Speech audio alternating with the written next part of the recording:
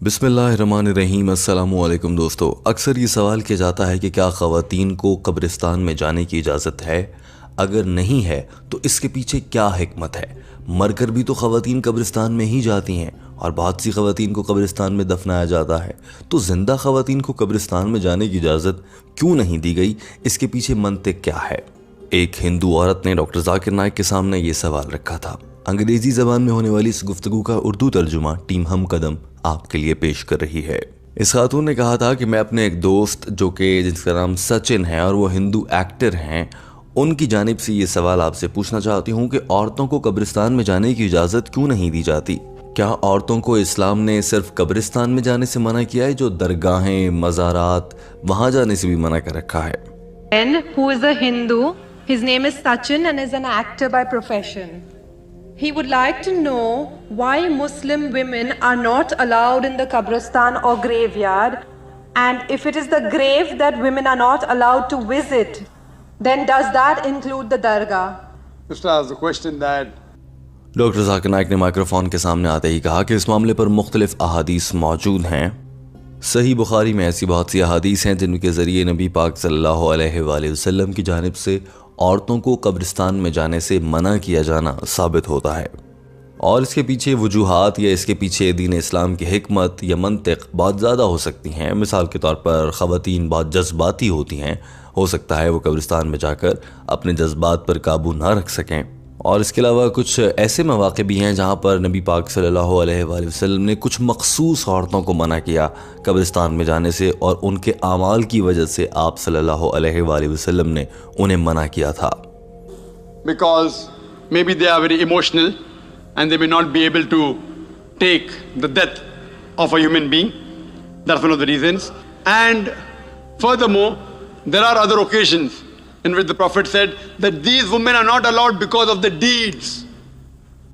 Doctor Zakir Naik ने कहा कि बहुत से उलमाए कराम ऐसे भी हैं जो कहते हैं कि ख़वातीन को जाना चाहिए कब्रिस्तान में, वो जा सकती हैं, मखसूस हालात में मखसूस औरतों को जाने की इजाज़त है। डॉक्टर जाकिर नाइक ने कहा कि इस पर भी बहुत सी अहादीस मौजूद हैं जहां नबी पाक सल्लल्लाहु अलैहि वसल्लम ने तमाम मुसलमानों को हुक्म दिया है कि वो कब्रिस्तान जाते रहा करें, क्योंकि इससे उन्हें उनकी आखिरत याद रहती है और उन्हें एहसास होता है कि एक दिन उन्हें भी मरकर इसी मकाम पर पहुंच जाना है। लिहाजा कब्रिस्तान में जाया जाए, मगर कब्रिस्तान में जाकर जज्बाती ना हुआ जाए, और जो दुनिया से चले गए हैं उनके लिए दुआ की जाए, ना कि उनसे अपने लिए दुआ करवाई जाए। डॉक्टर जाकिर नाइक का ये जवाब इंतहाई शानदार था, इसीलिए पूरा हॉल भी तालियों से गूंज रहा था। ये मनाजिर देखिए। To visit the grave, it will remind you of your akhirah. That means it reminds you that finally you have to die. But when you go to the grave, you should pray for the person, not to the person or through the person. Hope that answers the question.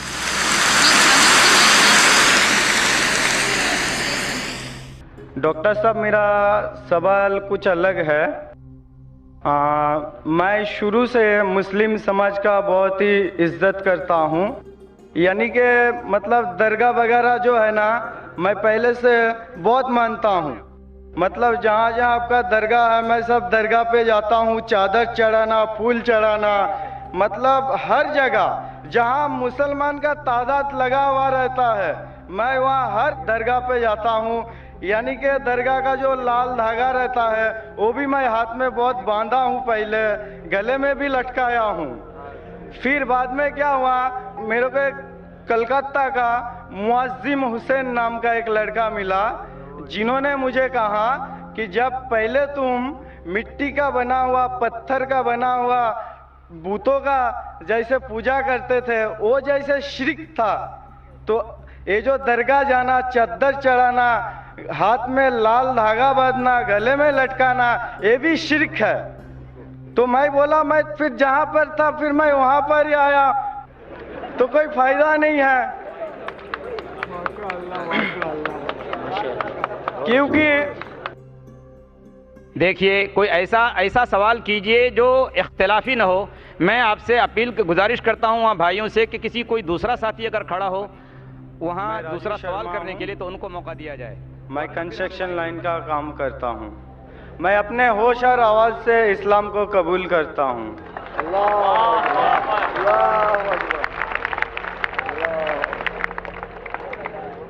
माशाल्लाह, जिस तरीके से अल्लाह ताला फरमाते इज़ा जा नसरुल्लाहि वल फतह, आप देखते बड़ी तादाद में अल्हम्दुलिल्लाह लोग अल्लाह के इस सही दीन की तरफ आ रहे।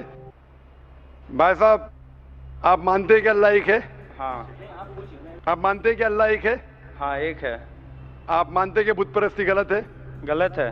आप मानते हैं कि मोहम्मद सल्लल्लाहु अलैहि वसल्लम आखिरी पैगंबर है? हाँ, यस। आपको इस्लाम कबूल करने पे कोई भी जबरदस्ती कर रहा है? नहीं नहीं नहीं नहीं। कोई भी माली दबाव? नहीं नहीं नहीं। कोई भी फिजिकल दबाव?